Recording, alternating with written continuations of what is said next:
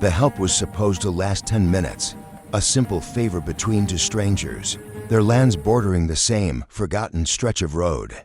No promises, no expectations, and certainly no future attached. But favors, like seeds, have a way of revealing what people try so hard to hide.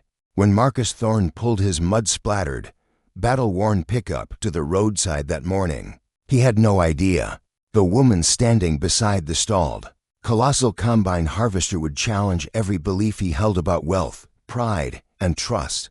All he saw was a machine, dead in the heart of a vast wheat field, a monument to a broken promise, and a white woman, Eleanor Vance, pacing beside it, phone lifted to the sky like a desperate prayer.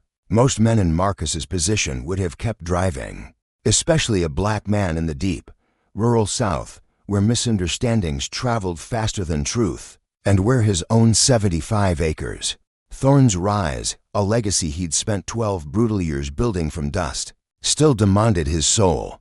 But Marcus's father had raised him on one unbreakable rule: you don't leave people stranded, son, no matter who they are. That decision to stop, instead of driving past, would later be dissected by neighbors, debated online, and argued over by those who had never touched the soil. But in that moment, Marcus only asked, his voice a low rumble, "Looks like you need help." Marcus Thorne was 36. Broad-shouldered, skin the color of rich earth, he carried the quiet, unyielding confidence of a man who trusted his hands more than any words. He wore faded work boots, oil-stained jeans, and a gray long-sleeve shirt, sleeves rolled to reveal forearms etched with years of labor. Nothing about him looked accidental. Every scar, every callus, every line on his face had been earned. Thorne's rise wasn't inherited. It wasn't financed by investors or old money. He bought it acre by acre, paycheck by paycheck. After years enduring construction sites and night shifts most people quit within a week, the bank had said no 3 times before finally, grudgingly, saying yes. So when Eleanor turned to face him, her expression cautious, not grateful, Marcus noticed. She looked out of place, yet perfectly placed, a queen in a broken kingdom. Blonde hair tied in a severe ponytail, pale skin flushed with frustration, boots far too pristine for the soil she stood on. Her fitted denim shirt bore no stains, but her eyes, they carried the weight of an empire's exhaustion. "I've already called 3 technicians," she said flatly. "None of them can get here today." Her tone wasn't rude, but it wasn't warm either. Marcus nodded. "Mind if I take a look?" She hesitated, just a second too long. That hesitation, a flicker of ingrained prejudice, would later ignite thousands of comments. "Before you touch anything," she said, folding her arms, a barrier, "I need to know what this is going to cost." There it was, the assumption. Marcus didn't flinch, but he felt it, the quiet, calculating question behind her eyes. "What does he want?" "I haven't charged you anything yet," he replied, his voice steady, unwavering. Her lips pressed together. People don't usually stop for free. That statement hung in the air, heavier than the oppressive summer heat. Marcus climbed onto the machine anyway, lifting the hood with practiced ease. He spotted the issue almost immediately: a ruptured fuel line, paired with a clogged injector. A messy problem, but fixable. "You've got bad luck," he said, "and worse timing." She exhaled sharply. "Story of my life." As he worked, she watched him closely, not admiring, but evaluating, like she was waiting for him to ask for something: money, a favor, access. "You know," she said, her voice softer now, "most men who help me usually want something." Marcus wiped his hands on a rag, his gaze meeting hers. "That's unfortunate." She looked genuinely surprised. "That's it." The silence that followed was thick enough to argue with. After nearly an hour, Marcus tightened the last clamp and stepped down. "Try it now." The engine roared back to life, a triumphant beast. Eleanor stared at the machine, like it had betrayed her expectations. Relief washed over her face, followed immediately by something else: profound confusion. "I'm Eleanor Vance," she said finally. "I own Vance Agricorp." Marcus raised an eyebrow. He'd heard the name. Everyone had. Multi-million-dollar operation. Government contracts. Export deals. "All right," he replied. "Marcus, that's it." She asked, "No last name?" "You didn't ask." She pulled out her wallet, a gesture of ingrained transaction. "Name your price." Marcus shook his head. "Not interested." Her expression hardened. "I don't accept charity, and I don't sell decency," he replied, his voice resonating with quiet power. "We're even." That moment, the refusal, would become the most argued about point in the entire story. Some would call him noble, others foolish. Eleanor didn't know which unsettled her more. As Marcus packed his tools, Eleanor watched him like he might vanish if she blinked. "You don't know who I am," she said carefully. "I do now," Marcus answered. "Doesn't change much. That land you came from," she added, gesturing toward the distant tree line. "It's yours, every inch." She nodded slowly, as if re-evaluating something she thought she understood about power, about ownership, about worth. When Marcus drove away, Eleanor remained standing in her field. Long after the dust settled, she dealt with consultants, executives, politicians, men who smiled while calculating their advantage. But this man had fixed her problem and walked away untouched. No invoice, no leverage, no performance, just a quiet act of dignity. That night, for the first time since inheriting her empire, Eleanor Vance found herself thinking less about profit margins and more about a black farmer who refused her money, who offered help without expectation, and who had, in a single hour, shattered her world. And Marcus, back on his land, told himself the same lie over and over. It was just a favor. But favors, as both of them were about to learn, never stay small. They grow, they challenge, they change everything. "I am curious, where are you watching this story from?" By the next morning, Marcus Thorne felt a shift in the very air he breathed. Though his land looked unchanged, the cattle still grazed, the fence lines still stood, the rich soil still clung stubbornly to his boots. A simple act of kindness, once given, had begun to echo with a chilling, unforeseen resonance. It started at the feed supply store. Marcus had barely stepped inside when the low hum of conversation behind the counter died. Not abruptly, but with a palpable, heavy silence. He felt it before he heard it, that subtle, invisible wall that rises when people become acutely aware of your presence in a room. A few heads turned, eyes darting away. Someone coughed. Another pretended to check their phone. "Morning," Marcus said, his voice steady. He nodded, reaching for a bag of mineral supplement. "Morning," the clerk mumbled, eyes flicking towards him, then quickly to the floor. Outside, loading the heavy bags into his weathered truck, Marcus finally heard it. "That's him." A voice muttered, thick with implication, "The one from Vance Estate." Marcus didn't turn. He didn't need to. In towns like Willow Creek, stories traveled faster than wildfire, and they rarely arrived untainted. By noon, the favor he thought would simply fade into the dust had already grown venomous legs. By that afternoon, Eleanor Vance was hearing her own twisted version. It came first from her operations manager, then from a neighboring landowner, then from a contractor who suddenly felt bold enough to joke about it. "So," the man chuckled, his voice dripping with insinuation over the phone, "you've got yourself a new mechanic now, Eleanor." She stiffened. "Excuse me," she demanded, her jaw tightening. "I heard a local rancher fixed your combine for free." He continued, a smirk audible. "Guess that's one way to keep costs down." Eleanor ended the call abruptly, her knuckles white. By evening, the whispers had grown teeth, sharp and predatory. People questioned her judgment, her boundaries, her intentions. A few implied she was reckless. Others suggested she was naive. And some, far less subtle, hinted that Marcus Thorne knew exactly what he was doing, painting him as an opportunist. Eleanor sat alone in her sprawling office. The security footage paused on the frame of Marcus. He was working beneath the open hood of her machine. Grease on his hands, a singular focus in his eyes, no performance, no smile, just honest labor. They talked about him like he was a strategy, a calculated move. Eleanor knew what that felt like, the burden of being judged. But what unsettled her most wasn't the gossip. It was how quickly people reduced a man to a motive, simply because he refused money. Marcus tried to ignore it. He truly did. He told himself he'd faced worse than gossip. He'd faced loan officers whose voices slowed, whose words became condescending when they saw his skin. He'd faced contractors who assumed he worked for someone else, not for himself. He'd faced neighbors who smiled to his face and questioned his very right to exist behind his back. Still, that night, sitting on his porch with a chipped mug of coffee, the doubt crept in. Not about Eleanor, but about himself. Should I have taken the money? He whispered to the fading light. Did refusing it make things worse? Did I paint a target on my own back? His phone buzzed once. Unknown number. He stared at it, a knot tightening in his gut. Then it buzzed again. Marcus, the text read. I hope I'm not bothering you. I wanted to say thank you again. Properly. Marcus exhaled slowly. This was the moment. The moment where lines got blurred. Where assumptions became facts. Where people started deciding who he was without ever asking. He typed back carefully, his fingers deliberate.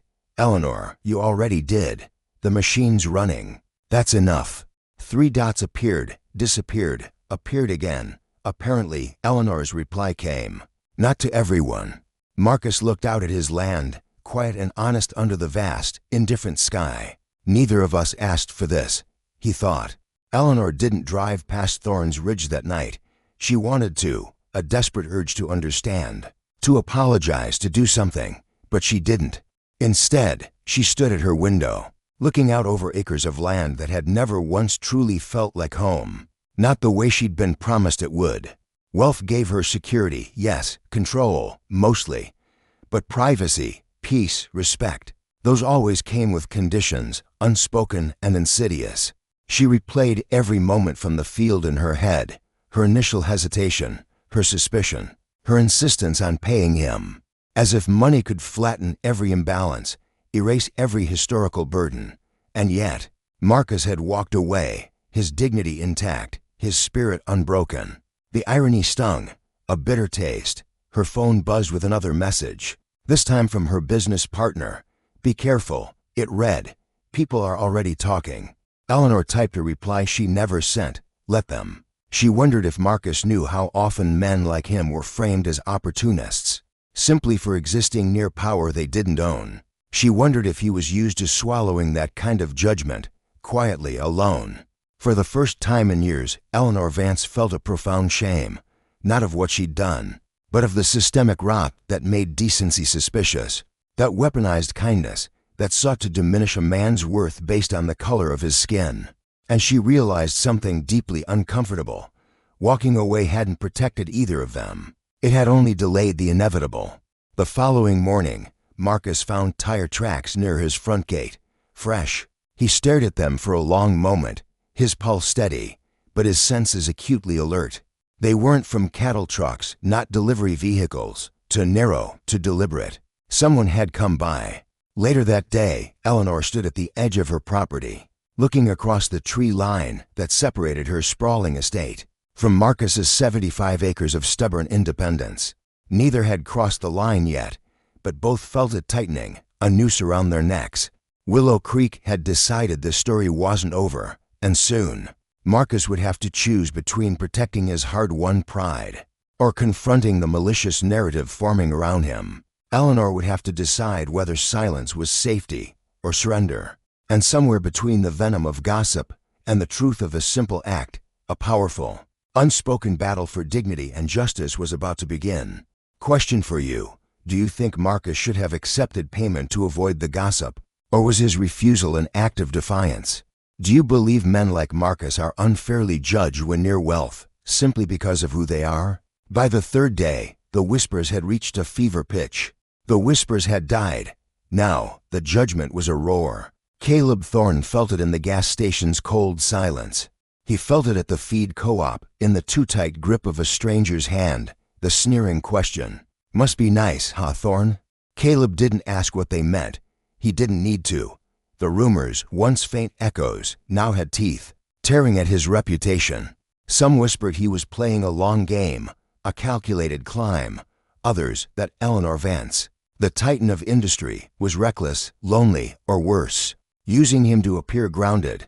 Twisted tales, born of envy and prejudice, suggested arrangements that existed only in the town's darkest corners. But it wasn't the gossip that burned Caleb. It was the erasure, the way they stripped him of his agency, his identity. He wasn't a man of principle, a steward of the land. He was a character in their hateful fantasy. That afternoon, the bank called. Just reassessing risk, the voice purred, smooth as oil, about his pending equipment loan. Caleb knew what that meant.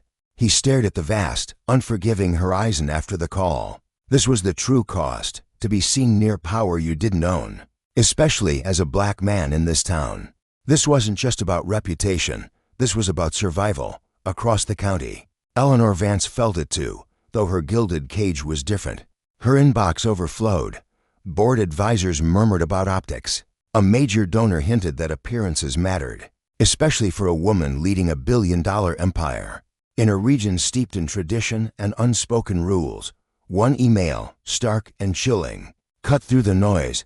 Associations can reflect poorly on leadership decisions. She read it twice. Associations. As if Caleb Thorne were a stain, not a man. That night, Eleanor drove to the edge of her sprawling estate. Parking where the paved road met the dirt path leading to the Thorne homestead, she sat in darkness, hands white-knuckled on the wheel. Her entire career was built on leading without apology. But this was a different kind of battle. This wasn't about market shares or mergers. This was about whether she would stand by, silent, and let an innocent man pay the price for a narrative she hadn't created, but hadn't corrected. Her phone buzzed. Eleanor. People are making this bigger than it is. 3 dots appeared, then vanished. Then a single word. Caleb. Eleanor closed her eyes. She knew what he meant. It's not this anymore. They met the next morning. Not at his homestead, not at her estate. Neutral ground, the Crossroads Diner, just outside town. A place of chip formica and waitresses who knew your order better than your name. When Caleb walked in, the diner's hum dipped, then died. Not silent, but a heavy, watchful quiet. Eleanor stood, a silent acknowledgement. For a long moment, neither spoke. You shouldn't have come, Caleb said, his voice a low rumble as they sat. Eleanor met his gaze, unwavering. Neither should you. They ordered coffee, black, no sugar, no pretense. This is affecting my business, Caleb stated. Not accusing, just laying bare the truth. The loan, the contracts, they think I'm angling for something. Eleanor swallowed hard. I never intended. I know, he interrupted gently, his eyes holding a lifetime of understanding. But intention doesn't stop consequences. She leaned forward. Then tell me, what do you want? Caleb paused. A simple question, yet loaded with the weight of generations. I want my name clean, he said, his voice firm. And I want people to stop deciding who I am without asking. Eleanor nodded slowly. Then maybe we stop pretending this didn't happen. Outside, a camera flashed. Neither noticed. Here's the truth, Eleanor declared, her voice clear. I don't regret meeting you. And I won't apologize for accepting help. Caleb studied her face, a flicker of doubt in his eyes. Even if it costs me everything? That's not what I'm saying, she replied, her gaze intense. I'm saying silence is already costing you. She reached into her bag and slid a document across the worn table. A contract. Caleb didn't touch it. It's not charity, she said. It's a short-term machinery consulting agreement. Paid, transparent, public. He leaned back, a bitter smile playing on his lips. So people think I finally got what I wanted. Or, she countered, her voice cutting through the cynicism. They see to professionals doing legitimate business. The diner felt suffocating, every eye a judgment. Caleb exhaled slowly. This protects you, Eleanor said, her voice softer now. It protects us. He stared at the contract, his jaw tight. Take it and validate their rumors, refuse it, and keep bleeding quietly. Men like Caleb Thorne were rarely afforded neutral choices. What if I say no? He asked, his voice barely a whisper. Eleanor didn't hesitate. Her eyes burned with a fierce resolve. Then I'll stand up publicly and tell the truth anyway. That answer changed everything. Caleb left the diner without signing. Eleanor watched him go, a knot of uncertainty in her stomach. Had she helped or pushed him further to the edge? By evening, the photo from the Crossroads was everywhere. Rancher meets tycoon. The unspoken deal. Comments exploded. Speculation.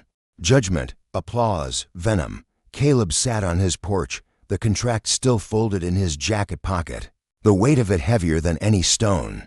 When did dignity become negotiable? Across town, Eleanor stood in her office, drafting a statement she wasn't sure she should release. One truth was undeniable: this story no longer belonged to them, and their next move, whatever it was, would define them: partners, opportunists, or enemies of a system designed to keep them separate. By morning, the story had breached the town's borders, spilling into a wider world where context mattered less than outrage. Caleb woke to a deluge of messages, strangers debating his character as if it were public property, a spectacle. Some praised his restraint, others mocked it, insisting no man of his background refuses money without expecting something more. He saddled his horse anyway, choosing routine over reaction. But even the ancient land of the Thorne homestead felt tense. At the fence line, a neighbor slowed his truck, staring too long, a toxic blend of curiosity and judgment in his eyes. Caleb remembered his father's words: "Dignity costs more when you can least afford it, son." He finished his repairs in silence, rehearsing calm explanations he would never give. Across the county, Eleanor prepared for a board meeting she knew would be a war. Advisors, their voices a calculated hum, spun concern into strategy, urging distance, optics, and statements crafted by legal teams. Eleanor listened, jaw clenched, the bitter truth sinking in. Support, when tested, often became conditional. The meeting dissolved into hushed warnings. She declined their carefully worded draft, a hollow apology. Eleanor stood alone, a quiet defiance hardening her gaze. Today, truth would roar louder than safety. This pivotal moment would echo, shaping every choice. It would test patience, demand courage from all involved. At noon, the statement went live. Eleanor Vance acknowledged the damage, the whispers, the assumptions. She named them plainly, without naming Marcus. She spoke of professionalism, transparency, respect, refusing to reduce a man's worth to speculation. The reaction detonated. Instantly, some hailed her courage, others condemned her recklessness. Favoritism, manipulation, comment threads became a brutal battleground, splitting along the familiar, venomous fault lines of race, power, and money. Marcus heard it from a ranch hand, who read aloud, the words a cruel counterpoint to their honest labor. He asked him to stop, not from pain, but from distraction. Yet, the damage had already reached the bank. By evening, a voicemail, the loan, paused, pending review, language polished, final. Marcus stared at his phone, a cold dread coiling in his gut. Then at the contract in his pocket. The unfair math of it all. Doing nothing punished him. Doing something condemned him. That night, he slept lightly, waking before dawn with a decision, heavy and unyielding, forming in the quiet dark. This moment, a crucible, would shape choices, test patience, and demand courage from every soul involved. Marcus drove to town before sunrise, signing the agreement in a quiet office where deals, for a moment, felt cleaner than gossip. He insisted on clear scope, fair pay, a public posting, conditions that stripped away ambiguity, preserving his dignity. Eleanor signed last, relief tempered by a gnawing worry. Signatures, she knew, did not silence crowds. They agreed to boundaries. Communication, independence. Partners, not dependents. Outside, a reporter waited, camera poised. Marcus answered one question only, voice steady, eyes forward, unpaid for work. Nothing else. The clip spread like wildfire, clipped shorter, sharpened. Some heard unwavering confidence, others, confirmation of their bias. By afternoon, a rival contractor filed a complaint, alleging impropriety, forcing audits, delays. Eleanor welcomed the scrutiny, opening every record, inviting every inspector. Marcus returned to Harmony Ridge, where support arrived quietly. Neighbors dropped hay, a note from a supplier, extending credit, gestures, small yet profound. A silent affirmation. He felt steadied, reminded that integrity rarely shouts, but accumulates, like persistent rain, nourishing the earth. This moment, a quiet force, shaped choices. It tested patience, demanded courage from every soul. Pressure peaked on Friday. The audit found nothing, yet the noise persisted, demanding spectacle over facts. Eleanor refused interviews that baited drama. Choosing documentation over performance, Marcus focused on his herd, on his contracts, learning which relationships bent and which held firm. Then the bank called again. Tone changed. Review expedited. Trust restored. He closed his eyes, breathing in a victory. Modest, but profoundly earned. That evening, Eleanor drove the dirt road openly, stopping at the gate, not crossing. They spoke across the fence, voices low, measured, honest, no apologies, no promises. Just alignment. This costs us, Marcus said. Still, Eleanor replied. He nodded. Trust, he realized, was not agreement with the world, but unwavering consistency with oneself. They parted before dusk, weathered but unashamed. Somewhere, the crowd still searched for cracks. They found none, only patience and the quiet, unyielding strength of people. Choosing right when easier paths beckoned loudly. This moment, a testament, shaped choices, tested patience, and demanded courage from every soul. By weekend's end, the story cooled, replaced by newer outrage. But consequences remained, reshaped, survivable. Marcus's loan cleared, his work posted publicly, his reputation debated, yet intact. Eleanor's board recalibrated, accepting a leader who refused convenient silence. Together, they learned visibility demands courage, boundaries demand discipline. Comments still argued, drawing lines, projecting motives, but fewer claimed certainty. That shift mattered. Marcus filed receipts, finished tasks, and slept deeper. Eleanor approved budgets for Harmony Ridge and smiled more easily. Neither claimed victory. They claimed ground. The favor that sparked everything had matured into accountability, and accountability into unshakable resolve. Whatever followed would test them again. But now, on terms they chose, as night settled over Harmony Ridge and Vance Holdings alike, the land remained indifferent, rewarding honest work, exposing pretense. Tomorrow promised labor, scrutiny, and choice. They were ready, not together, not apart, but steady, equal, and awake. This moment, a foundation, lingered, shaping choices, testing patience, demanding courage from every soul. The calm did not last. It never does when pride and envy share the same air. Marcus noticed it first in small things. A supplier delaying deliveries without explanation. A neighbor withdrawing a promised favor. A casual friendliness turning stiff. None of it loud enough to accuse, but all of it deliberate. Success, even modest, invites inspection. Success, beside wealth, invites resentment. Marcus worked longer hours, refusing to show strain. Though fatigue pressed deeper each night, he understood now, visibility demands resilience, not applause. Across the county, the air around Amara grew heavy, not with silence, but with a chilling absence. Invitations slowed. Meetings shifted. Allies who once praised her now offered only softened, hesitant words. No one dared confront her directly. Instead, they spoke around her, their voices a subtle current, testing the waters, waiting to see if she would retreat. She did not.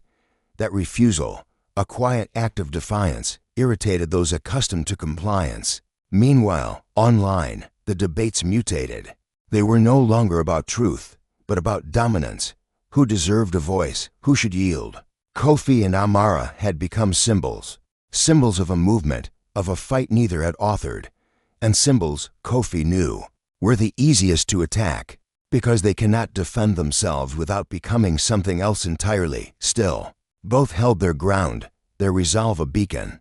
They were unaware the next strike would be personal, calculated, and designed to cost them everything. The attack came disguised as opportunity. A powerful, rival development firm offered Kofi a contract, promising swift funding and expanded reach for his community initiatives, contingent on severing all professional ties. With Amara's legal aid group, the offer lauded his vision, his independence, while quietly demanding he abandon his closest ally. Kofi recognized the tactic immediately. Divide, isolate, conquer. Yet the temptation lingered. The terms were generous, the security immediate, the relief palpable. Saying yes would quiet the storm, secure his future. Saying no would preserve his integrity, at a steep, uncertain price. He drove for hours that evening, the weight of the decision pressing down.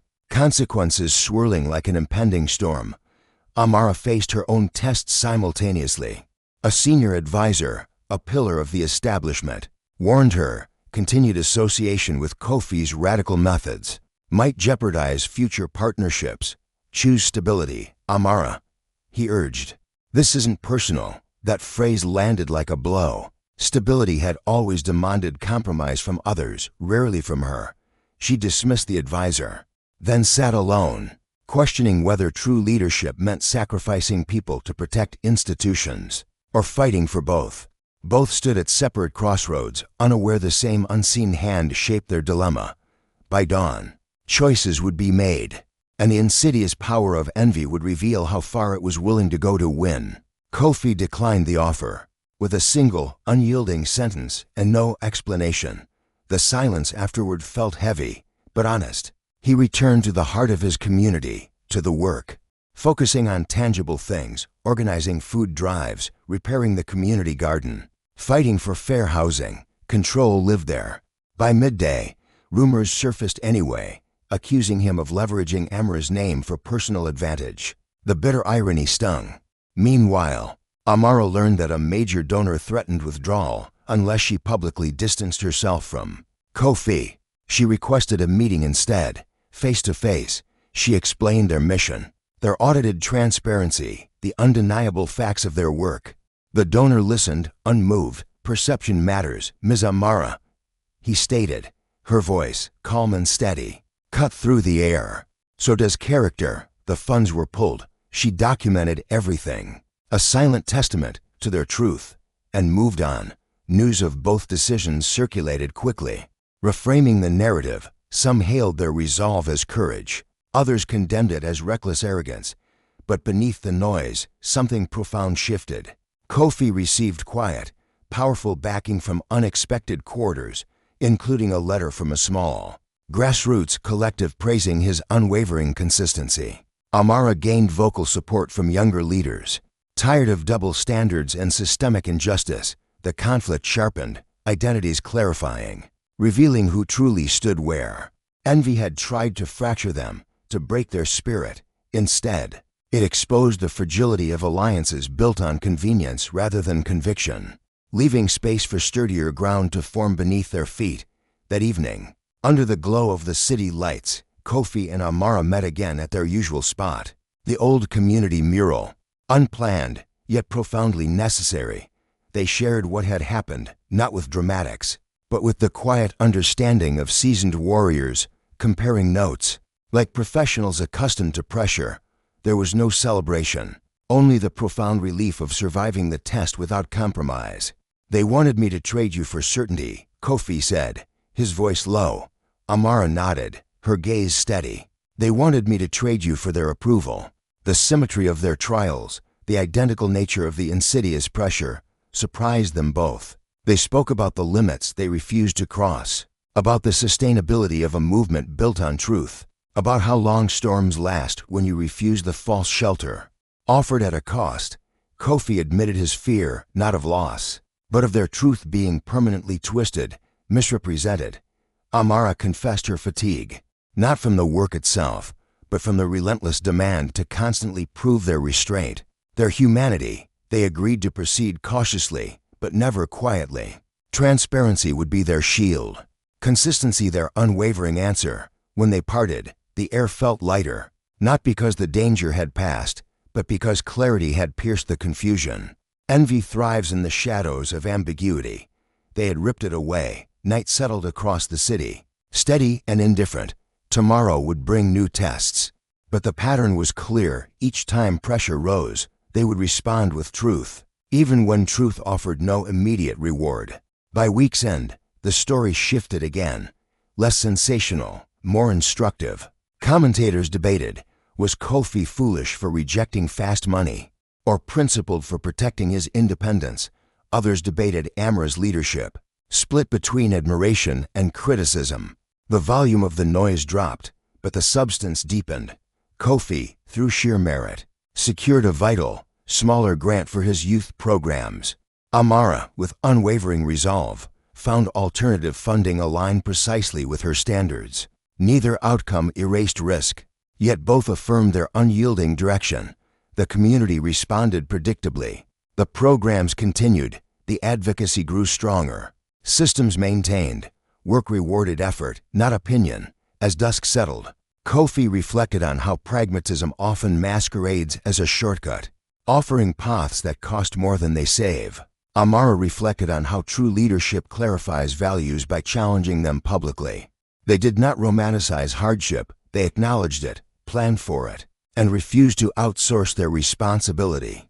The shared purpose that began everything had evolved into an unbreakable resilience, a quieter bond forged not by promises, but by the fire of pressure. Whatever came next would test them differently, perhaps more brutally. But they had learned something essential, a truth etched into their very beings.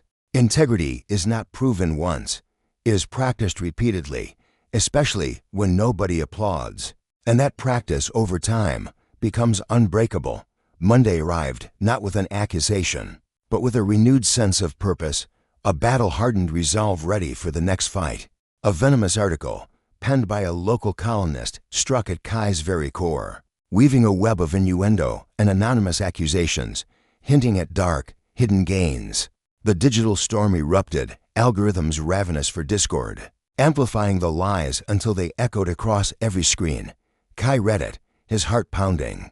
Then again, his vision blurring. Every word was a poisoned dart, crafted to wound deeply, without leaving a trace of proof. At the Freedom Heights urban farm, a major buyer abruptly canceled, their apology hollow. The blow was immediate, devastating, and profoundly unjust. Kai felt a searing rage ignite, then harden into an unshakable resolve. He began to gather his arsenal, documents, emails, ledgers, timestamps, ironclad contracts, and messages, each fact meticulously organized. Like tools laid out for a battle, truth, he knew, demanded precise, unyielding preparation. Across town, Serafina stood before a barrage of cameras, a press conference she hadn't called. Questions sharp as daggers, loaded with malice. They craved spectacle, not truth. She sidestepped every trap, her voice a calm, steady beacon, repeating verifiable facts. When asked if Kai had improperly benefited, her answer was a single, unwavering no. The clips went viral, praised by some, viciously mocked by others, a testament to the polarized arena. By evening, both Kai and Serafina understood. The battle had escalated. It was no longer just about evidence. It was about sheer, unyielding endurance in the face of a roaring mob. The day closed, heavy with injustice, yet their purpose sharpened. Sleep offered no solace. They knew hesitation was a luxury they couldn't afford, a weakness momentum would exploit. Tomorrow would demand public choices, precise and unflinching, made under the harsh glare of scrutiny, by leaders judged not by intent, but by outcome. Their legacy would be remembered selectively, measured by outcomes, not intentions. In moments like these, across the nation, the fight for dignity raged. By Tuesday, the pressure solidified into an ultimatum. The columnist, feigning balance, demanded an interview, promising exposure, a veiled threat. Kai refused. He chose records over rhetoric, releasing an unassailable online timeline, linking every invoice, every audit, every transaction, each statement annotated with stark clarity. The response was a tidal wave. Supporters, emboldened, flooded social media with their own receipts of truth. Skeptics, forced to confront facts, scrutinized details. Engagement surged, slow but steady. Serafina mirrored his strategy, her resolve unwavering. She published every board minute, every audit letter, inviting public verification. The critics, cornered, shifted tactics, attacking their tone, their background, their proximity. The noise thinned, revealing the ugly motives beneath. Yet, consequences lingered.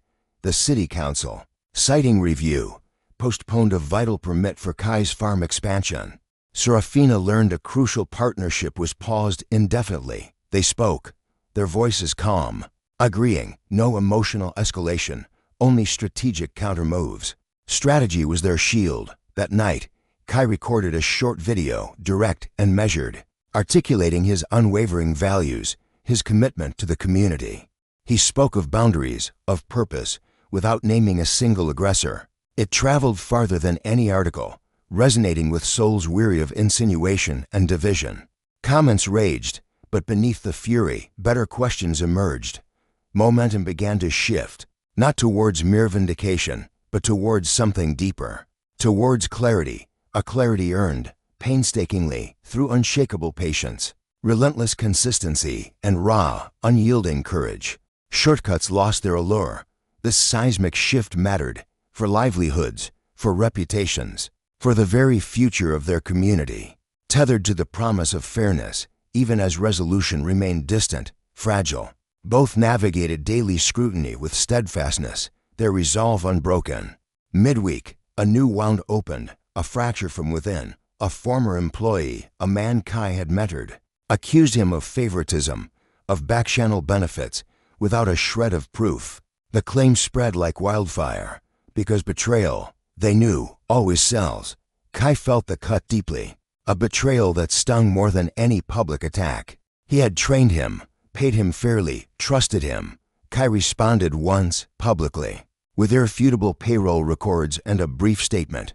He expressed profound disappointment, not outrage. Serafina recognized the insidious tactic instantly, refusing to dignify it with commentary, redirecting all attention to the cold, hard evidence.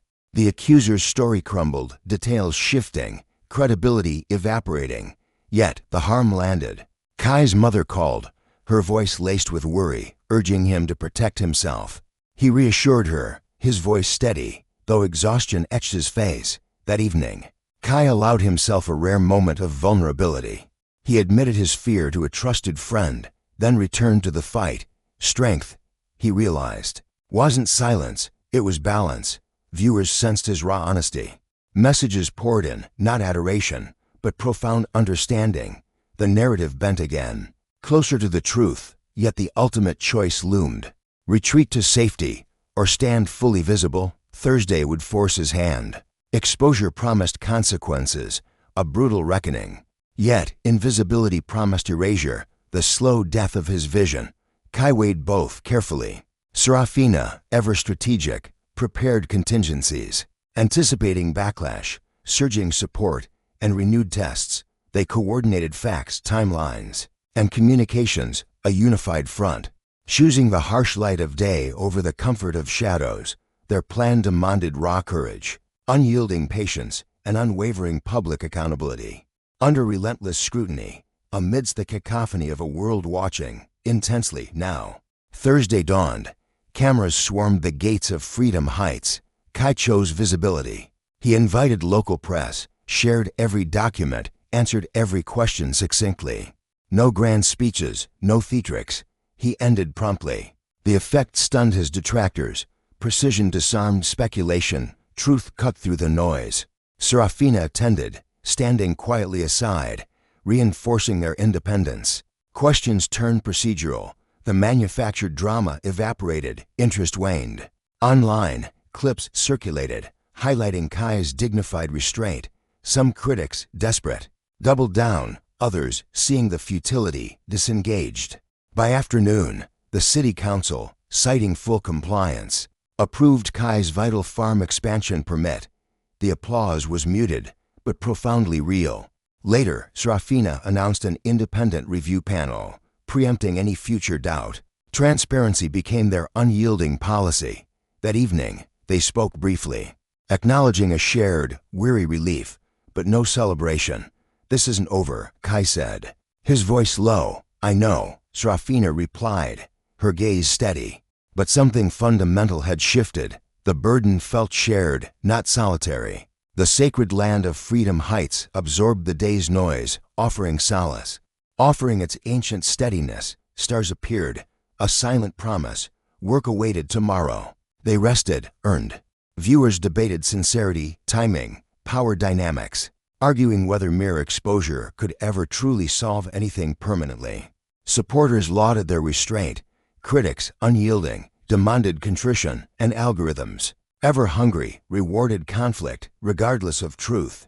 Kai logged notes, filed reports, returning to routine as his anchor. Serafina, ever forward-thinking, drafted new policies, building a stronger future. They convened their core council, dissecting every strategy, every victory, every setback. For they knew, deep in their bones, that the forces of injustice, though momentarily quieted, would always resurface, testing their resolve. Resilience wasn't a fleeting spark, it was a furnace demanding constant fuel, humility to learn, vigilance to adapt, and unwavering attention. Especially when the initial fervor faded and the cameras turned away. The echoes of their last public stand lingered, leaving behind a quiet aftermath of consequences they meticulously managed. As the week drew to a close, a fragile calm settled over the community, while the loudest detractors, ever hungry for conflict, shifted their venom to new targets. Elijah, the steadfast anchor, was in the heart of their community center. He was organizing aid, securing resources, and mapping out the next phase of their outreach, his hands calloused by purpose. Across town, Victoria, their strategic beacon, meticulously finalized the budgets for their legal defense fund and walked the very streets where their people had marched. Neither mistook this fragile peace for true safety. They understood that their movement's strength wasn't born of ease, but forged in the crucible of relentless pressure. They sought not fleeting praise, but enduring justice. Their shared history, etched in countless battles, had taught them a profound truth, that while lies may sprint, truth, though it travels slower, arrives with an unshakable, undeniable force. They reaffirmed their commitment to radical transparency within their ranks, yet maintained a strategic distance from the swirling vortex of public speculation. Respecting the boundaries they had painstakingly built, online, the arguments raged on, a tempest of opinions. But slowly, some began to see beyond the noise, understanding that their story was not about fleeting rumors, but about the relentless, grinding process of change. As night draped the city, Elijah, in his worn leather journal, penned a single, powerful command: do the work. Miles away, Victoria, her mind sharp as a blade, added her own unwavering decree: protect the people, not the optics. Tomorrow, they knew, would test them again. Perhaps the trials would be harder, the attacks more insidious, but they stood ready, visible, and unyielding. Experience had honed their instincts, replacing the paralysis of fear with the precision of methodical, unwavering response. Bound by shared standards, they understood a fundamental truth: fairness wasn't a single battle won, but an eternal vigilance, a relentless repetition of standing up again and again. They meticulously planned internal reviews, strategic audits, and regular check-ins, institutionalizing every hard-won lesson. Their support networks, a quiet tapestry of solidarity, strengthened in the shadows. Offering counsel without seeking control, these allies were their bedrock. Criticism, though it lingered like a shadow, found its sting dulled by their unwavering clarity of purpose. Momentum, they knew, favored consistency over fleeting spectacle. Patience, not impulse, was their guide. The work resumed, steady and sufficient, under the vast, indifferent gaze of the stars. The very land beneath their feet reminded them of the immense scale of their struggle, and their place within it. Human noise, however loud, eventually fades. Duty, however, remains. Morning would break regardless, and they would rise, ready to face it all again. Saturday dawned, bringing with it quiet, strategic invitations and a cacophony of louder, unspoken expectations. Victoria, ever the diplomat, attended a regional forum, a lioness in a den of wolves. She sat, poised and formidable, beside executives who measured influence in hushed whispers and veiled threats.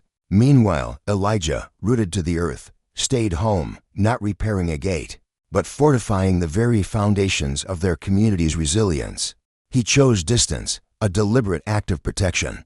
Yet, a photo surfaced anyway, cunningly cropped from Thursday's press conference, framed to suggest an alliance, a compromise that never existed. Commentators, vultures circling, tore into it, speculating about motives, about intimacy, about strategic advantage. Elijah felt the familiar, crushing weight of public scrutiny return. It was heavier this time, because it clawed at feelings he had fiercely guarded, emotions he had not dared to name. Victoria, miles away, felt its insidious tendrils too. Her phone buzzed with messages, demanding she clarify their relationship, she declined, her resolve ironclad, knowing that clarification, in this arena, was merely an invitation for further entitlement, further intrusion. By afternoon, a venomous blogger implied favoritism once more, citing proximity as proof, not truth. Elijah's hand hovered over his phone, a desperate urge to call Victoria. Then he stopped. He honored the boundaries they had so carefully erected, that restraint. A silent scream, hurt unexpectedly. He understood that separation protected their reputations, their mission, but it starved the very connection that sustained them. As evening settled, he walked the perimeter of their community garden, listening to the cicadas' ancient song, rehearsing an honesty he might never speak aloud.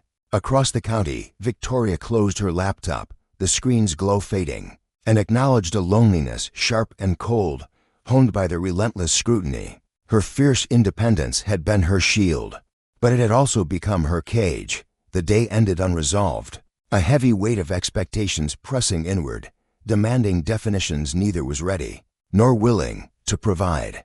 Not publicly, not privately. Yet, both sensed the insidious tendrils of misinterpretation growing. Twisting their narrative, they understood that silence, while a protective cloak, could also harden stories into unyielding stone, beyond correction. If left unattended for too long, beyond the comfort afforded by mere time and distance. Sunday arrived, not with rest, but with a cruel twist of fate, intensifying the tension with a misunderstanding neither could have anticipated. A well-meaning ally, a local vendor, publicly thanked Victoria for her unwavering support of local community partners, mistakenly tagging Elijah. Screenshots, like wildfire, spread across the digital landscape before any correction could even be conceived.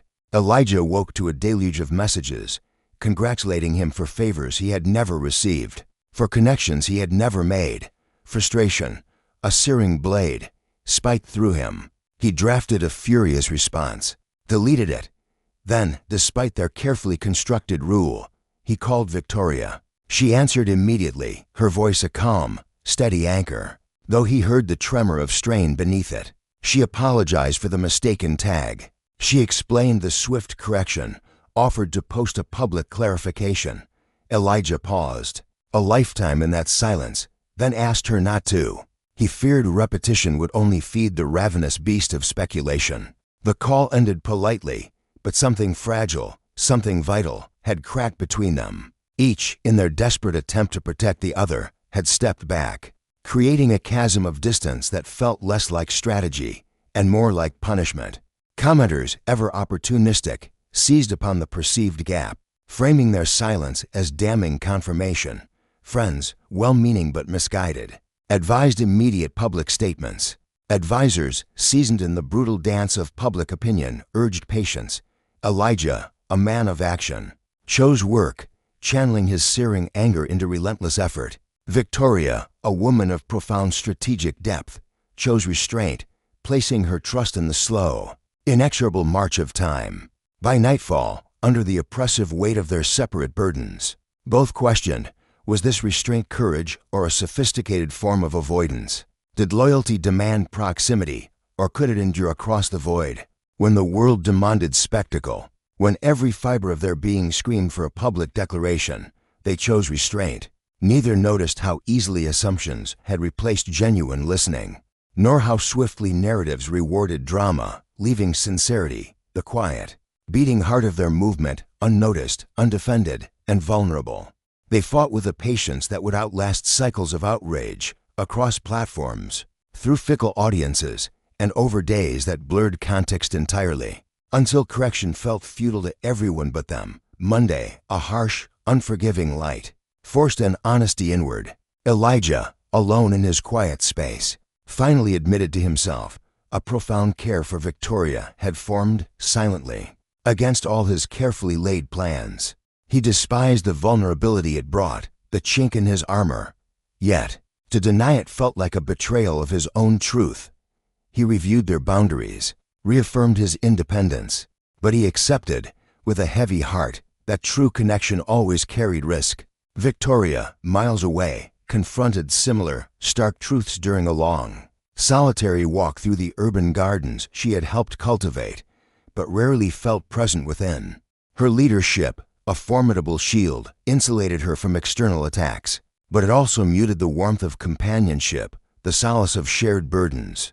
She questioned, was this caution truly protecting her or merely preserving her profound loneliness? Neither sought rescue from the other. Both sought alignment, a shared purpose that transcended the personal. They exchanged brief messages, practical, measured, meticulously devoid of emotional language. Yet, beneath the surface, a powerful subtext lingered, a current of unspoken understanding. The audience, a hungry beast, sensed it, projecting romance or strategy onto their interactions, according to their own biases. Elijah resolved, with every fiber of his being, never to weaponize his feelings for public sympathy. Victoria resolved, with equal ferocity, never to exploit their proximity for leverage. Their unwavering restraint frustrated observers who craved confession, drama, a neat resolution. Yet this restraint, they believed, honored their agency, their autonomy, their very humanity. The cost was an emotional distance, endured deliberately, a silent sacrifice. That evening, Elijah, in his ledger, wrote about the profound nature of risk. He noted that true growth demanded exposure, but never spectacle. Victoria, in her own journal, penned her definition of trust, consistency, under the unblinking eye of observation. The storm had passed, but the air still crackled with unspoken truths, acknowledged only in the quiet chambers of their hearts. Public clarity might be a distant dawn, but private integrity demanded immediate tending, especially when emotions threatened to derail their sacred mission. Retreat from accountability was never an option, even as the fires of scrutiny raged. Tuesday's public forum tested their very souls. At the bustling Freedom Center, a questioner, fueled by malice, hurled veiled accusations, sparking a wave of murmurs. Isaiah, his voice steady, cited records. Then, with a glance that spoke volumes, he deferred to Lena. She, a beacon of independence, stood firm, declining comment, reinforcing their separate paths. The crowd shifted, a ripple of disappointment at their restraint, yet online. Critics twisted their silence into a conspiracy. Supporters, however, saw only dignity. The meeting ended, but the pressure lingered, a suffocating weight. Isaiah felt exposed, yet unyielding. Lena felt a fierce protectiveness, yet remained disciplined. Later, in the hushed quiet, they met. A brief, profound exchange. Observations were shared, boundaries affirmed. An unspoken pact formed, no joint appearances, no dramatics, no denial of their shared humanity. They acknowledged the raw feelings without daring to name a future. That raw honesty was their anchor. They parted, bound by mutual respect. Choosing process over impulse, the cool night air seemed to calm the tempest within. The real work awaited. Viewers debated, was their distance weakness or wisdom? They offered no corrections, accepting misunderstanding as the price of their autonomy. Integrity, they knew, demanded tolerating misinterpretation without ever surrendering their authentic selves. This lesson forged their resolve. Tomorrow would test their consistency again. But they trusted their method, not fleeting moods. Experience had taught them that true alignment blossoms through repeated, deliberate choices, not grand declarations. Respect, they knew, survives storms. It endures when boundaries are honored, even as the world demands confessions and symbols to feed its insatiable curiosity and commerce. In cycles that profit from outrage, not understanding, Wednesday dawned with a fragile clarity. Isaiah plunged into his work, mentoring a young farmer at the community initiative. His purpose a grounding force. Lena chaired a critical meeting, emphasizing ethics, audits, and humane leadership. Her team responded, inspired. The chosen, respectful distance between them remained. They exchanged a final message for the week, affirming their boundaries, their mutual regard. Comment sections cooled, then flared elsewhere. The story, for a moment, loosened its grip. What remained was a quieter, stronger trust, built not on performance, but on shared conviction. Isaiah reflected, love, if it came, must never eclipse selfhood. Lena echoed, partnership, if it came, must never cost agency. They accepted uncertainty, refusing to dramatize its presence. As evening settled, the fields glowed amber, The chapter closed not with a dramatic confession, but with a profound steadiness earned through restraint. Viewers would argue meanings, but the truth persisted beneath the noise.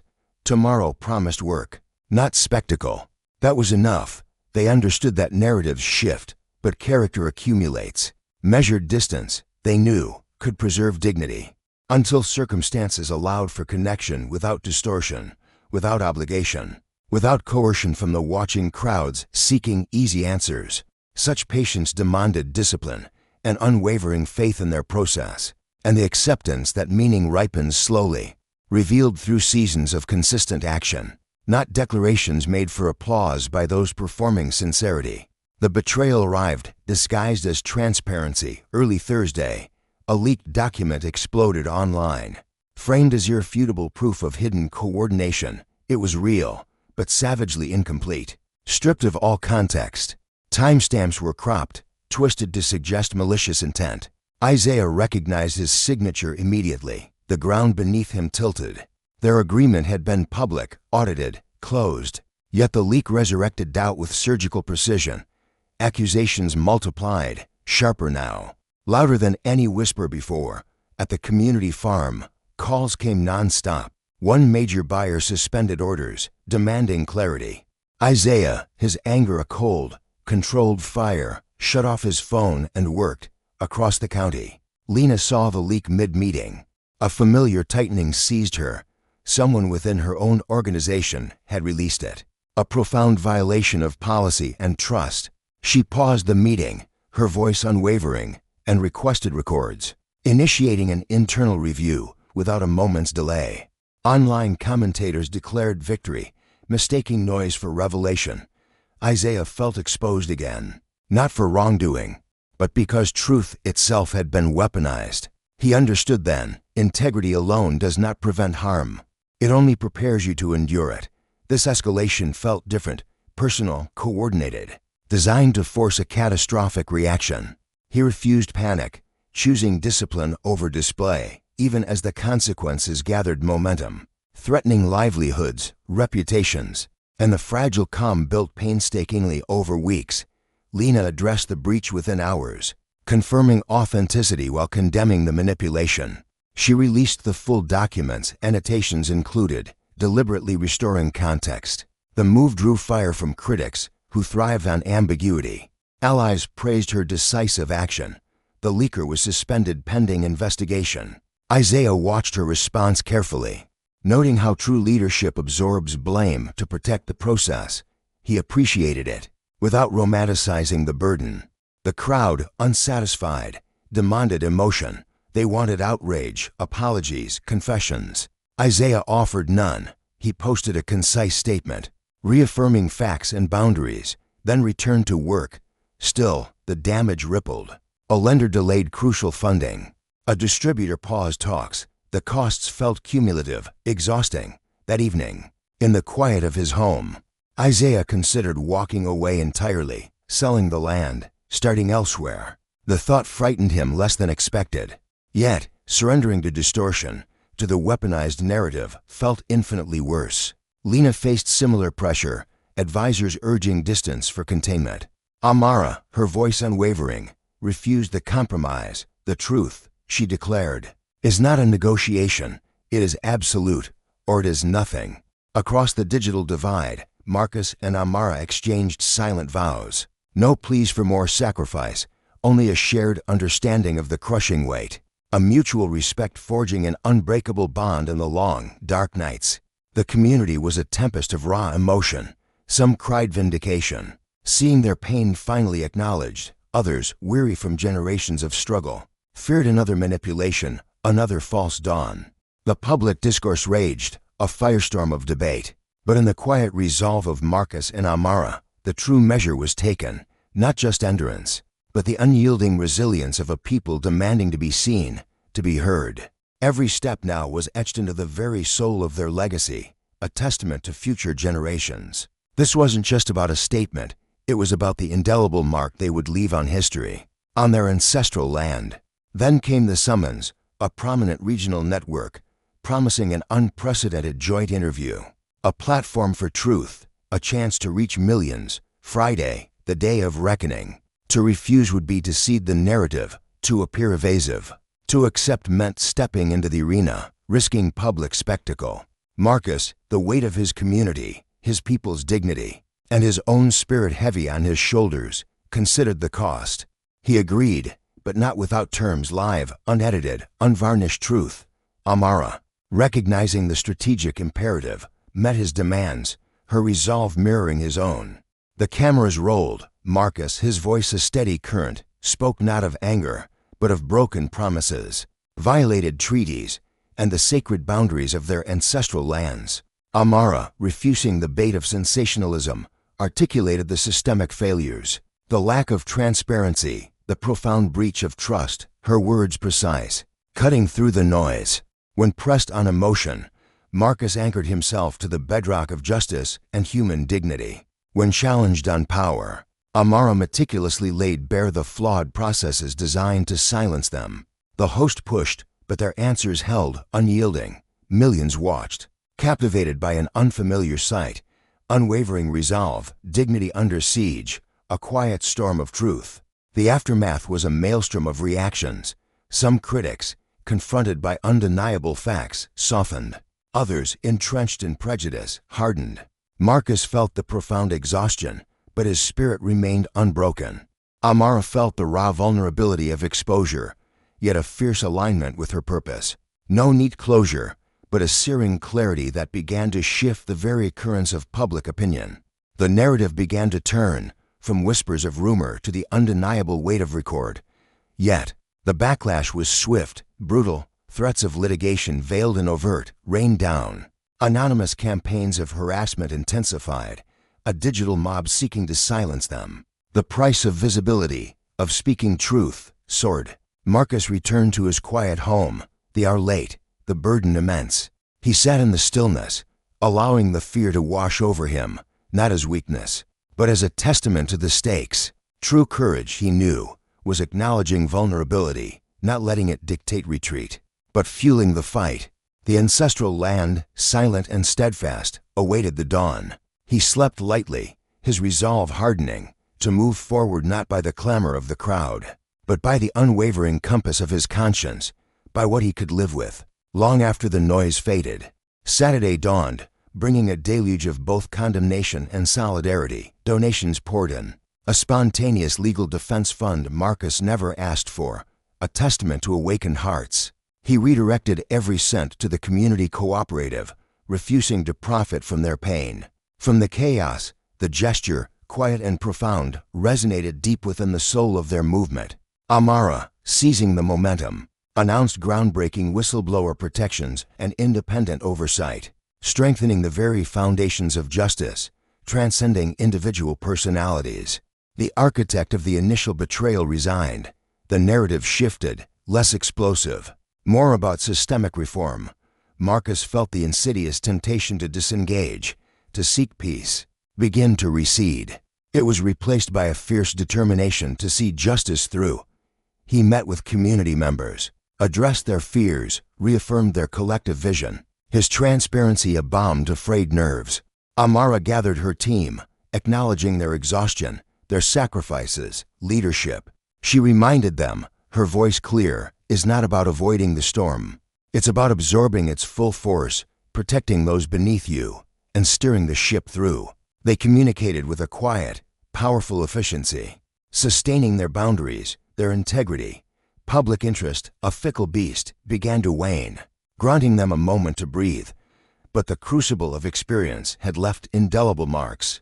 Marcus understood now, fairness was not a destination, but a relentless journey, demanding persistence beyond comfort. Amara embraced the truth, visibility, true change, demanded sacrifice beyond preparation. The world continued to debate, dissecting every word of the interview, some seeing vindication, others a grand collusion. Neither Marcus nor Amara engaged. They knew persuasion had its limits. The ancient land, their sacred trust, offered the only true grounding.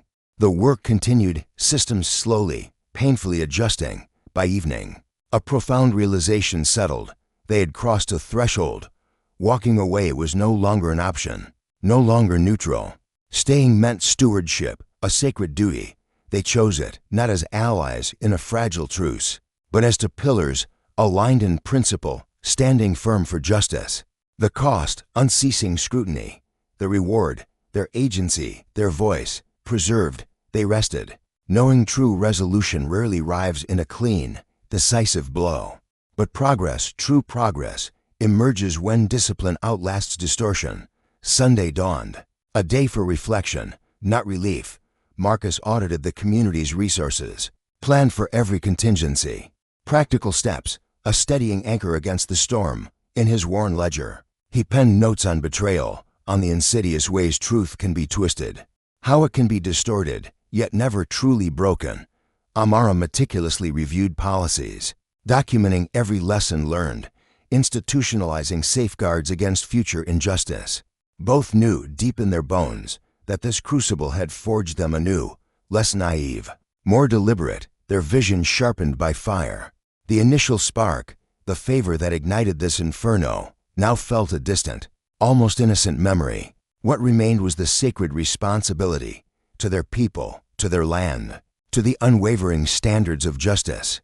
Tested publicly, forged in the crucible of scrutiny, the world still argued, but the shouts grew fewer, replaced by the quiet, powerful hum of those who truly listened. The narrative matured, slower, heavier, imbued with the weight of history. Marcus accepted that vindication, true justice, might never be unanimous. Amara understood that leadership meant carrying the burden of dissent, not with resentment, but with unwavering purpose. They exchanged a final, unspoken message, a nod to resilience, a reaffirmation of sacred boundaries. No empty promises, no theatrical drama, just profound, mutual respect.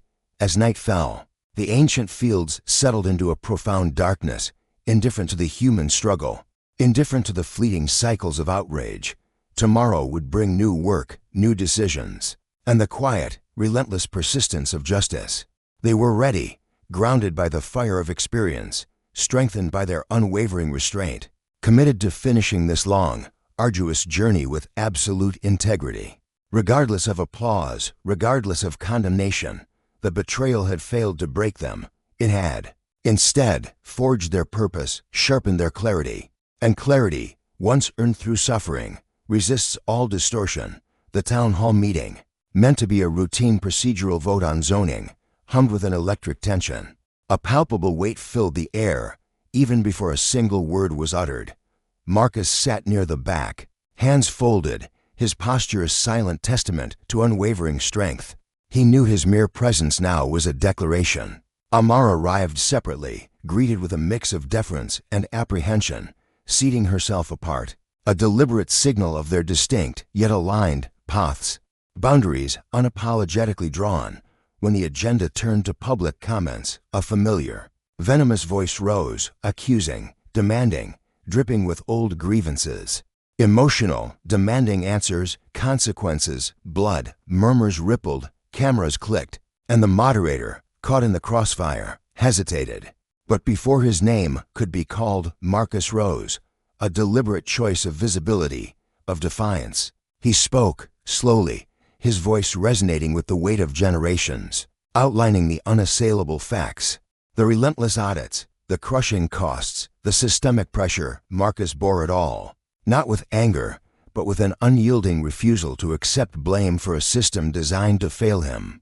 He acknowledged the harm inflicted, but never conceded wrongdoing. A hush fell, then a tremor, as his quiet truth cut through the noise, replacing rumor with stark clarity, and discomfort with the raw weight of honesty. Eleanor, representing the very institution that had caused so much pain, spoke next. Her voice, once a symbol of authority, now resonated with a demand for true accountability, for shared standards that honored human dignity. She declined the spectacle, and though applause was hesitant, a deeper respect began to settle. The vote passed, not with fanfare, but with the quiet, undeniable force of a turning tide. Outside, the cool night air seemed to wash away not just tempers, but the suffocating weight of generations of injustice. A line had been crossed, publicly, irrevocably, not towards retreat or reconciliation for its own sake, but towards a shared, hard-won truth. The meeting ended, seemingly ordinary, yet everything had changed. The consequences, however, were anything but. People left, their voices hushed, grappling with the profound weight of what had just transpired, uncertain of the true meaning of this fragile victory.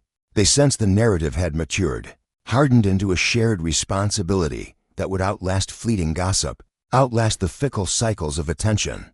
Long after the cameras vanished, long after the clicks and headlines faded, the true consequences began to unfold, quietly, deliberately. Contracts stabilized, permits cleared, and the insidious threats that had plagued Freedom's Reach Valley retreated, not with apologies, but with the undeniable force of justice. Marcus returned to his land. He felt lighter, not just relieved, but fundamentally transformed. Endurance had replaced fear. Purpose had eclipsed despair. The very next morning, Eleanor faced her own board. She presented the outcomes, the new policies, the hard-won lessons, accepting their criticism not with defensiveness, but with the quiet strength of conviction. The board, though hesitant, affirmed her approach, a narrow but crucial path forward. Online narratives, once venomous, began to soften, reframed by official records and the undeniable force of restraint. Some critics pivoted, their voices losing their venom, others simply vanished. Then, a message arrived for Marcus from the bank, favorable terms, a lifeline, a testament to his unwavering resilience. Trust, once shattered, began to mend. He thanked the banker briefly, then returned to the soil, to the work that defined him. Across town, Eleanor announced a scholarship for local apprentices, redirecting attention towards a future built on opportunity. Neither gesture sought praise, both were acts of profound commitment. Later, they shared a short call, a quiet acknowledgement of the progress made. They spoke of progress, of boundaries, of how distance had, paradoxically, preserved dignity. The question of a deeper connection lingered, unspoken, yet profoundly respected. That evening, Marcus mended a fence damaged weeks earlier in the chaos. Finishing what disruption had delayed, the act felt profoundly symbolic, repairing not just wood, but the fabric of his life, his community, his spirit.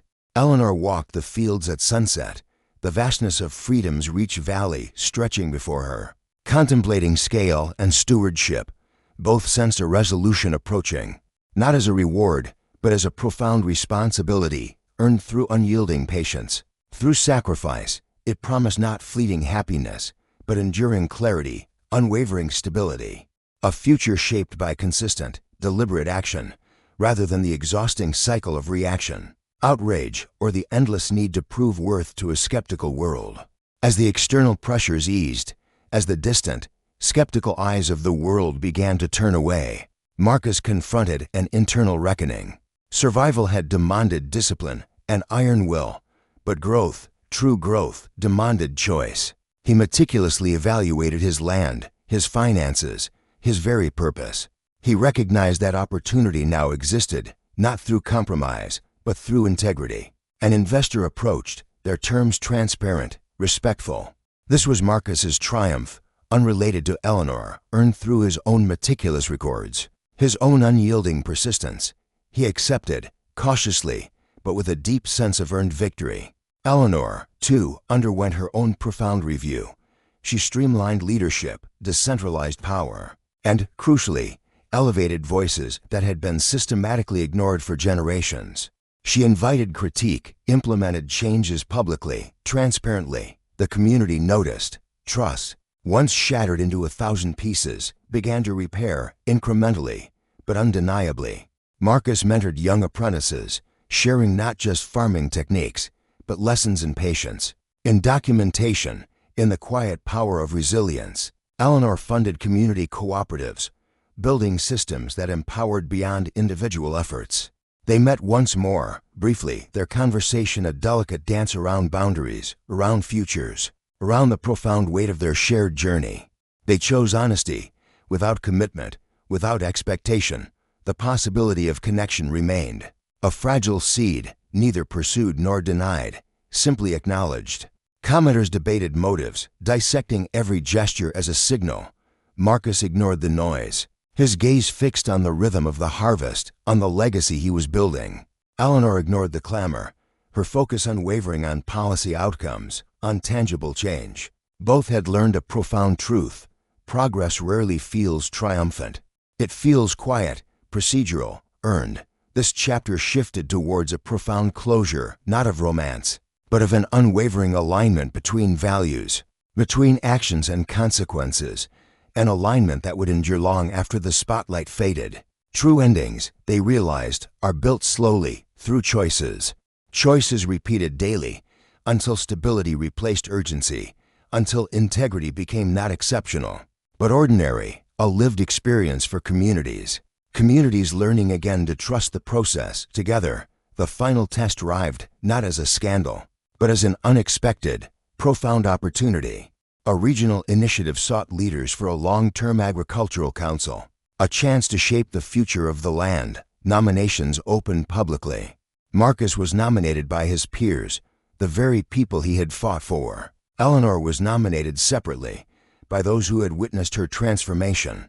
Accepting would bind them to scrutiny. Together, though independently, declining would offer peace, avoid headlines, but surrender the influence they had so painstakingly earned. They spoke once, weighing the profound call to service against the deep weariness of the fight.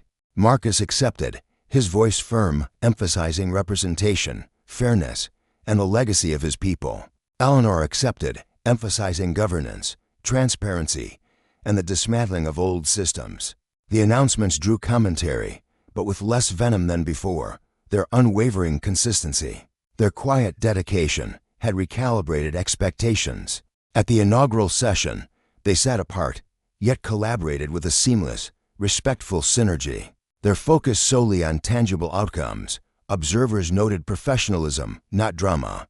Marcus contributed grounded insights, wisdom forged in the soil of freedom's rich valley. Eleanor contributed structural reforms, lessons learned from the heart of the system she was changing. The council advanced measurable goals, tangible progress. Back home, operations benefited from shared standards, from a new era of cooperation. The narrative shifted decisively, from conflict to collective work. While some still whispered, most moved on. Their choice to serve, to lead, had reframed their story, transforming it from controversy into profound, lasting contribution. It closed a loop, begun with a desperate plea, transformed through searing conflict, and ultimately resolved through shared responsibility. The future remained unwritten, a canvas awaiting new strokes, but the present felt aligned, stable, and profoundly purposeful. It was a living testament that accountability can, and will, outgrow rumor. When leaders choose service over safety, and unwavering consistency over fleeting spectacle. Even under the watchful, skeptical eyes of the world, as autumn approached, a quiet, profound closure settled, without ceremony, without fanfare. Marcus harvested, trained, planned, and invested, steadily, purposefully. Eleanor implemented reforms, measured impact, and delegated authority, building a legacy of change. They spoke occasionally, candidly, their conversations imbued with mutual respect, and the profound understanding of timing. The whispers of injustice, once a death knell for Harmony Heights, now echoed as a rallying cry. The world watched, divided, some cheering, some doubting. No easy victory, no simple applause. For true change wasn't about pleasing everyone, but about forging a new, undeniable truth. Kian knew dignity wasn't given, it was forged in every defiant stand. Anya understood true leadership wasn't about the spotlight, but the unwavering burden of accountability. Their bond, a quiet force, grew far from the camera's glare, rooted in shared purpose. Beyond the headlines, the spirit of Harmony Heights taught resilience. Systemic walls crumbled, not with a bang, but with persistent, principled action. Their paths, once separate, now converged on a shared truth. This wasn't a triumph of ego, but an acceptance of enduring purpose. Integrity, publicly championed, resilience, privately forged, responsibility, chosen despite every crushing cost. The battle they fought became the bedrock of a new future, their conflict, a brutal curriculum for change. The path ahead, uncertain, yet belonged to those who dared to speak truth to power, to lay bare the facts, and to labor tirelessly long after the world had forgotten their names. No fairy tale ending, only the promise of relentless effort, mutual respect, and unwavering accountability. A stark reminder, true change isn't a sudden explosion, but a patient, daily construction, built by those who reject shortcuts, defy distortion, and stand firm long after the cheers die down. For a community yearning for trust, for fairness, for stability, the quiet dawn of an ordinary day became their most profound victory. And that ordinariness, the return to peace, mattered most. Kian walked the revitalized streets of Harmony Heights, not as a hero, but as a steward. The clamor of the fight had faded, but the lessons echoed in every brick, every tree. He paused at the community center, remembering the day as strangers' bulldozers stalled, and a choice was made, not for reward, but for the very soul of their people. A ghost of a smile touched his lips, then he returned to the quiet, vital work of rebuilding. Miles away, Anya prepared her brief for the city council, data-driven, relentless, her leadership, no longer a performance, but a steady, unyielding force. She knew, trust isn't declared, it's earned, brick by painstaking brick. Their names no longer clashed in screaming headlines, but intertwined in the quiet, unyielding pursuit of justice. Through countless meetings, through shared victories, the narrative shifted from spectacle to substance. Neighbors greeted each other with renewed hope. Resources flowed freely, the community thrived. Closure didn't arrive with a roar of applause, but with the profound, settling calm of justice. They recognized it, not vindication, but continuity, not romance, but hard-won respect. The chapter they wrote together had ended, not by erasing the past, but by restoring balance. Work now mattered more than whispers, truth more than lies. This restoration, hard-earned and quiet, affirmed the timeless virtues: patience, discipline, fairness, and service, a daily choice, a beacon for leaders everywhere. Always. As the dust settled, conversations shifted, no longer about personalities, but about progress. Kian opened the doors of Harmony Heights, inviting neighbors, investors, students to see the truth, to understand the process. He laid bare the numbers, the challenges, the unwavering care, refusing to let myth take root. The turnout was staggering, the questions, respectful, practical. Anya, too, published every detail, timelines, audits, inviting scrutiny. The response was measured. Trust, a fragile seedling, slowly took root, incremental and conditional. They saw it then. Accountability wasn't punishment. It was the bomb that cooled the fires of injustice. The council, now transformed, wove these hard-won lessons into policy, into law. Conflicts, once hidden, were now defined, oversight, strengthened. Kian spoke the language of the people, clear and resonant. Anya built the systems, precise and unyielding. Their collaboration, a symphony of purpose, thrived on clear boundaries. When asked about their bond, they answered with quiet conviction, professional respect. Nothing more, nothing less.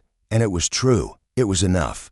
They learned that restraint, too, was a form of generosity, shielding the community from further turmoil. As weeks turned to months, the raw edges of their story softened, replaced by new narratives of hope.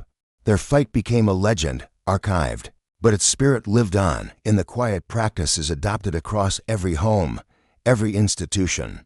This legacy, far more potent than any headline, proved that calm truth, patiently repeated, backed by undeniable evidence, would always outlast the loudest noise. Communities flourished when leaders embodied consistency, listened deeply, corrected swiftly, and served relentlessly. They kept showing up, together, through every season, without shortcuts, without excuses. Time passed, and choices compounded. Kian, ever cautious, invested in community programs, in education, in resilience. He turned down fleeting fame, choosing instead the bedrock of stability. His ledger grew thick with progress, thin with fear. Anya, meanwhile, institutionalized reforms, empowering others, even rewarding dissent. She published every outcome, quarterly, accepting critique not as an attack, but as a sharpening stone for better decisions. The council, now a beacon of progress, launched pilot programs, rigorously measured, publicly adjusted. Results followed, participation soared, compliance improved. The work was unglamorous, yet profoundly right. They met, occasionally, discussing policy, progress, the future, a friendship forged in fire, grew quietly, bounded by an unshakable respect. Any deeper connection remained a silent, unspoken possibility, unfurling only in the quiet spaces between their shared purpose. Both understood. Timing was everything. Viewers who stayed, who truly saw, recognized maturity replacing mere suspense. Some left, craving drama. Others leaned in, appreciating the profound substance. The story's moral crystallized. Integrity thrives when systems uphold it. Individuals ignite the spark, but structures ensure the flame endures. Kian felt pride, not in his name on a plaque, but in the unwavering trust of his community. Anya found satisfaction, not in accolades, but in the tangible reduction of risk for countless lives. These were adult victories, earned without fanfare, accepted with profound gratitude for lessons that arrived painfully, yet proved eternal. Such outcomes rarely trend online, rarely go viral, but they are the bedrock. They are the breath that sustains communities, the hope that fuels generations. And that is the greatest triumph of all. And fairness, not as a fleeting headline, but as a bedrock built brick by painstaking brick. Long after the cameras left, long after the outrage faded, they toiled. Policy, practice, relentless repetition, trust earned, patience stretched, humility embrace, daily vigilance. The coalition's final session of the year concluded, not with fanfare, but with undeniable, hard-won gains and a profound, quiet resolve.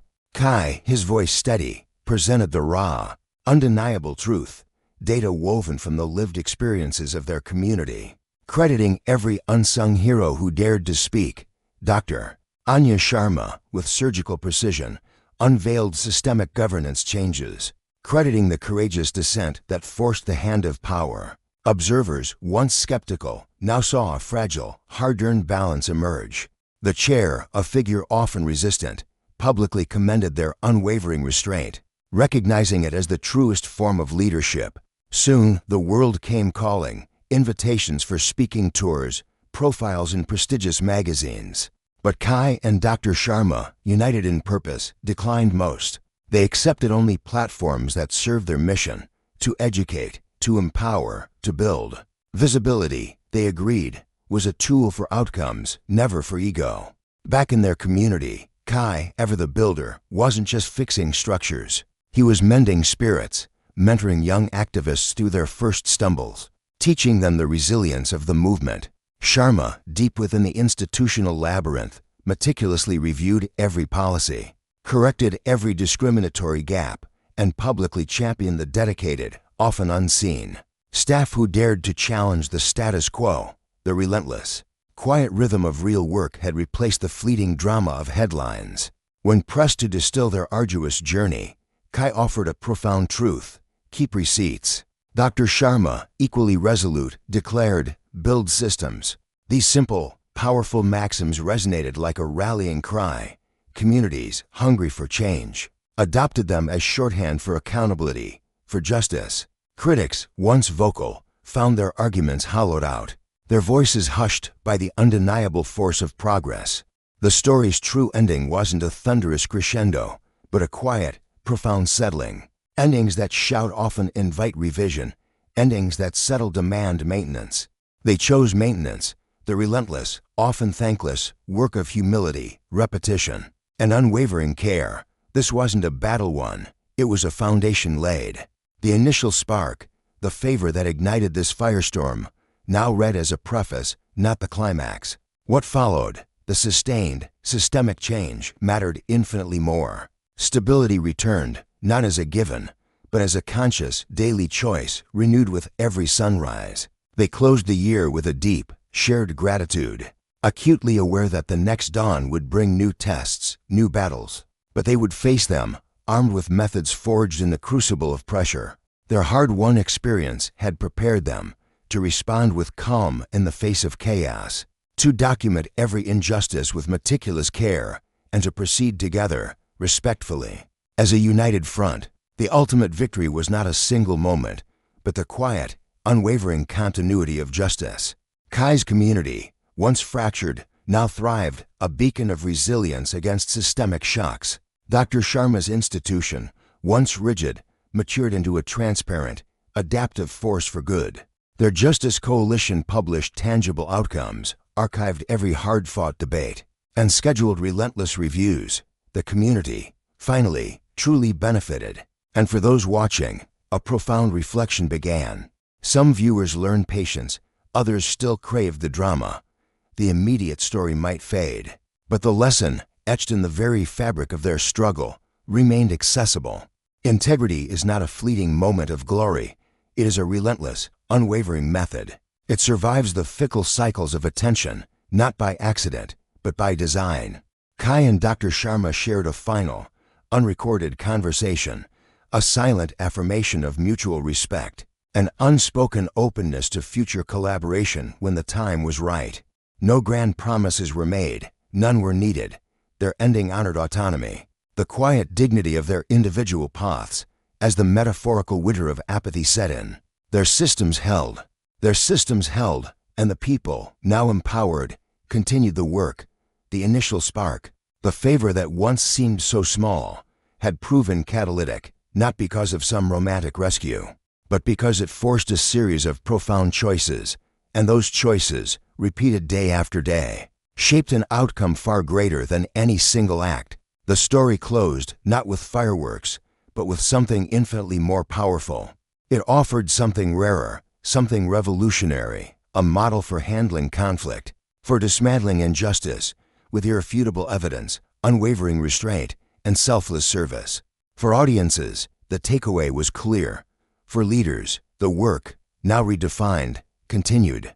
For the land, the seasons turned, but the seeds of justice had been sown deep. And for Kai, for Dr. Sharma, for every soul involved, peace arrived, not as an absence of struggle, but as a profound alignment between their deepest values and their daily actions. Sustained quietly, ready for tomorrow, this conclusion wasn't an end, it was an invitation to reflection, to responsibility, to a renewed, unyielding commitment to fairness, far beyond the fleeting glow of screens and stages, beyond the applause. Across communities, institutions, and markets, the ripple effect began. If you've watched this far, then you already know this story was never just about a single spark, a struggling neighborhood, or to people from different worlds. It was about character, forged in the silence when nobody was clapping. It was about truth, standing firm when lies traveled at the speed of light.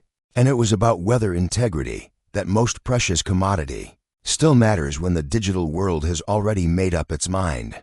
Some of you will say Kai was too patient, too measured. Some will argue Dr. Sharma wielded too much institutional power. Others will insist neither was entirely innocent. And that, precisely, is the point. Real life, the fight for justice, rarely gives us clear villains and heroes. It gives us choices, and it gives us consequences. So, before you click away, ask yourself this: if you were in Kai's shoes, facing generations of systemic injustice, would you have acted the same? And if you were Dr. Sharma, with the weight of an institution on your shoulders, would you have handled that power differently? Drop your honest thoughts in the comments below. Like this video if this story made you think, made you feel. Subscribe for more stories that don't just entertain, but challenge how we see the world, how we build it. This is Justice Chronicles, where every story isn't just told, it's a lesson etched into the soul.